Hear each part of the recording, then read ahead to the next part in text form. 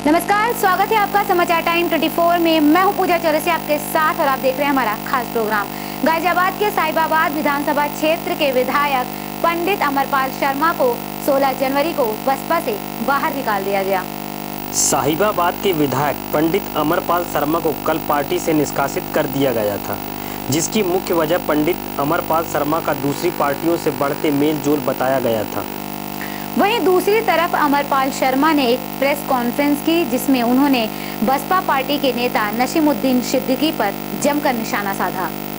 साहिबाबाद विधानसभा से विधायक पंडित अमरपाल शर्मा ने प्रेस वार्ता में बताया कि मेरे साथ जो बसपा ने धोखा किया है, मैं बसपा को इसका करारा जवाब दूंगा, क्योंकि मैं साहिबाबाद क्षेत्र से ही चुनाव लड़ूंगा। साहिबाबाद की जनता ने मेरे साथ रहने का आश्वासन दिया। कुछ नारे भी लगाए गए कि विधायक जी तुम संघर्ष करो, हम तुम्हारे साथ हैं। इन्होंने धोखा किया है। सब लोगों ने आपके आने से पहले आप लोगों ने फैसला किया है कि आप चुनाव लड़े, तो मैं आपसे भी पूछना चाहता हूँ कि हम चले।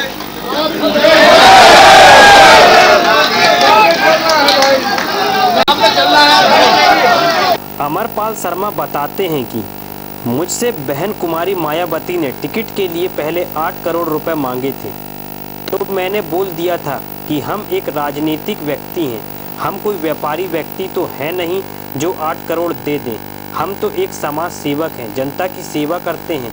मेरा पहले भी 1 महीने पहले टिकट काटा गया था। जब पंडित अमरपाल शर्मा से पूछा गया पैसे लेने वाला बसपा में कौन है जो आपसे 8 करोड़ की मांग कर रहा है, तो अमरपाल शर्मा ने सीधे सीधे बसपा के नेता नसीमुद्दीन सिद्दीकी पर निशाना साधते हुए बोला कि मुझसे नसीमुद्दीन सिद्दीकी ने पहले 8 करोड़ मांगे थे, फिर 5 करोड़ की बात कही थी। मेरे द्वारा पैसे न मिलने पर मेरा टिकट काटा गया। अच्छा, एक ही है जो पैसे नहीं दे पाता उसको बाहर का रास्ता। विधायक जी आप बहुत विधायक ने पैसे नहीं दिए थे, मैं खोज कर रहा था कि विधायक जी आपने कोशिश क्यों नहीं की पार्टी सुप्रीमो तक अपनी बात को सफाई पेश करने की? आपके भी तो संपर्क थे वहाँ पर। मैंने पूरा प्रयास किया और जिनसे प्रयास किया उन्होंने एक ही जवाब मुझे दिया, अब देखो भाई पार्टी में रहना है तो पार्टी की बात को मानना चाहिए, आप पार्टी की फॉलो नहीं कर रहे हैं। तो आप ये मानते हैं कि ब्रजेश पाठक की जानिब से आपकी राजनीति कमजोर हुई थी बसपा में? नहीं, ये सब कोई मतलब नहीं है। वो अपनी राजनीति कर रहे हैं, मैं अपनी राजनीति कर रहा हूँ, उससे कोई मतलब नहीं है इस चीज का।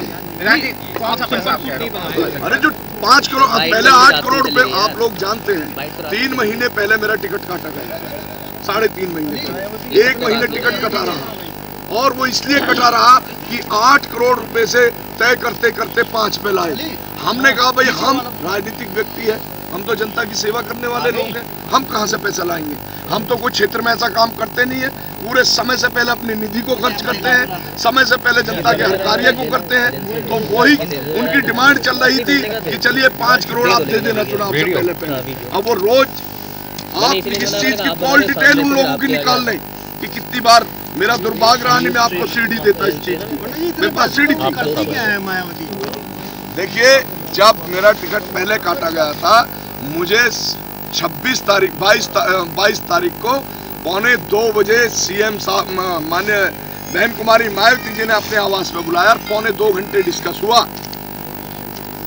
जो यहाँ के कोऑर्डिनेटर है नसीमुद्दीन सिद्दीकी, जिन्होंने इस पूरी पार्टी को बेच के रख दिया, जिनका अमरपाल शर्मा ने बसपा सुप्रीमो मायावती पर भी पैसे मांगने का आरोप लगाया।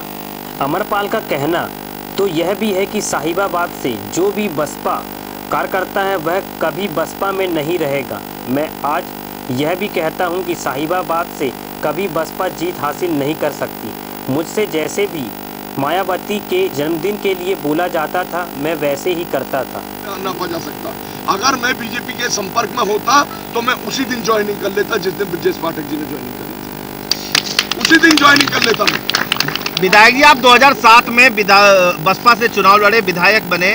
क्या मायावती बसपा में रैलियों में आने के भी पैसे लेती हैं? मैं 2012 को छोड़ दीजिए, अगर आपको सारे खुलासे करने तो यहाँ 3 जिलों की मीटिंग होने जा रही है, उस पर 7-7 लाख रुपए हर विधायक देगा और टेंट का पैसा अलग से देगा। आपको इतना लंबा समय कैसे लग गया ये जानने में कि रुपयों की पार्टी है बसपा? हैं? इतना लंबा समय कैसे लग गया? ये तो हम शुरू से जानते थे। जब 5 साल विधायक उसमें रहे हैं तो फिर कहाँ जाते आप बताइए मुझे। जब मैं सिटिंग एमएलए हूँ तो बीच में कैसे आप जा सकते हैं कहीं भी। ये तो जब हर साल जन्मदिन बनता है, सारी चीजें, ये पहला जन्मदिन हम देखते हैं। जन्मदिन कुछ नहीं होता, वहाँ पैसे देखा हो जन्मदिन बन गया। तो इसका मतलब आपका कहने का मतलब ये है जो अन्य लोगों ने पार्टी छोड़ी है, विधायक जी बिल्कुल चुनाव लड़ेंगे, बिल्कुल लड़ेंगे, जनता ने तय कर लिया। जनता विधायक जी अब तक आप कितना पैसा दे चुके हैं पार्टी में? अब तक आप कितना पैसा दे चुके हैं पार्टी में? यार ये कोई नोटबंदी से दिक्कत है, कितना पैसा दे चुके हैं आप? बाकी चार जन्मदिन आप रहे हैं उसी पार्टी में। देखिए 5 ही रहे हैं, सिस्टम है और वो भैया सिस्टम सबको फॉलो करता है, उसकी कोई गिनती नहीं। ये बताइए जो अन्य लोग पार्टी छोड़ी है, बसपा की जो पार्टी छोड़ी है, चाहे केशव प्रसाद मौर्य, नोटबंदी के बाद क्योंकि लोगों के पास कैश में इतना पैसा नहीं है, तो पार्टी किस माध्यम से पैसा मांग रही है नोटबंदी के बाद? बीएसपी देखिए जहाँ तक नोटबंदी की बात है, मैं आपको ये बताना चाहता हूँ, उन पर नोटबंदी का कोई असर नहीं है। आज ये अगर आज कैश मांगा गया या कैश, तो कहाँ कैसे मिल जाए? कैश किसी के पास नहीं है। 5 आपको गलत फहमी है, कैश किसी के पास नहीं है। जनता का पैसा सारा वहाँ इकट्ठा हो गया। नहीं पार्टी आप कहाँ से लाते? अगर 5 करोड़ आपको देना होता। ये नोटबंदी के बाद ही तो 8 करोड़ में से 5 करोड़ हुए। बंदी के चलते नोटबंदी के बाद ही तो 8 के 5 हुए। आज के 5 जिलाध्यक्ष का कहना है कि आप पार्टी कार्यक्रमों के बजाय अपने बिजनेस में लगे रहते हैं। आप मुझे बताइए मेरा बिजनेस क्या है? जिलाध्यक्ष से पूछिए कौन सी मेरी मिल चल रही है, ये जनता बताए मेरा बिजनेस क्या है। मैं आप बताइए मुझे। पूछना जवाब पूछना, हम होते तो पूछते नहीं, हम हम पूरा जवाब लेते हैं।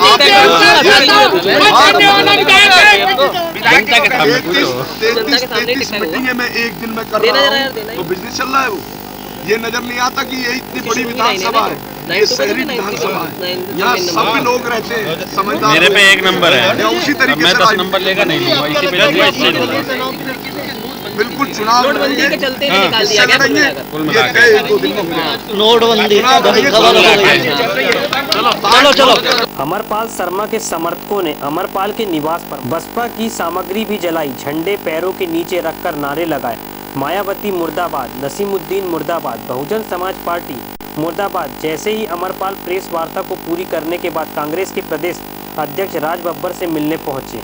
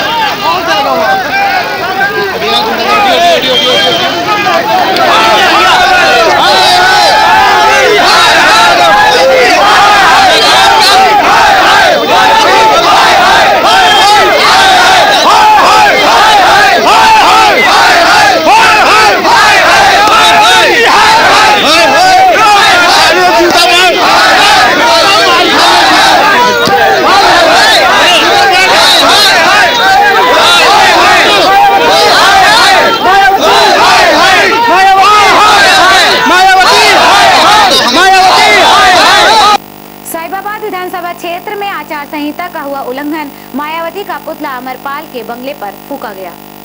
प्रेस वार्ता के बाद पंडित अमरपाल शर्मा के समर्थकों ने आचार संहिता का उल्लंघन करते हुए मायावती का पुतला फूंका और साथ ही बसपा पार्टी के झंडे और चुनाव मैनिफेस्टो को सड़क पर फेंक दिया।